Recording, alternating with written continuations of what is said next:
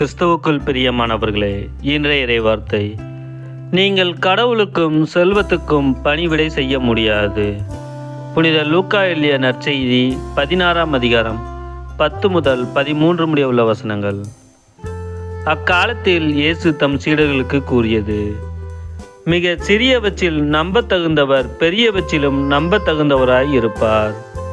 மிக சிறியவற்றில் நேர்மையற்றவர் பெரியவற்றிலும் நேர்மையற்றவராய் இருப்பார். நேர்மையற்ற செல்வத்தை கையாளுவதில் நீங்கள் நம்பத்தகாதவராய் இருந்தால் யார் உங்களை நம்பி உண்மை செல்வத்தை ஒப்படைப்பார்? பிறருக்கு உரியவற்றை கையாளுவதில் நீங்கள் நம்ப தகுந்தவர்களாய் போனால் உங்களுக்கு உரியவற்றை உங்களுக்கு கொடுப்பவர் யார்? எந்த வீட்டு வேலையாலும் இரு தலைவர்களுக்கு பணிவிடை செய்ய முடியாது. ஏனெனில் ஒருவரை வெறுத்து மற்றவரிடம் அவர் அன்பு கொள்வார், அல்லது ஒருவரை சார்ந்து கொண்டு மற்றவரை புறக்கணிப்பார்.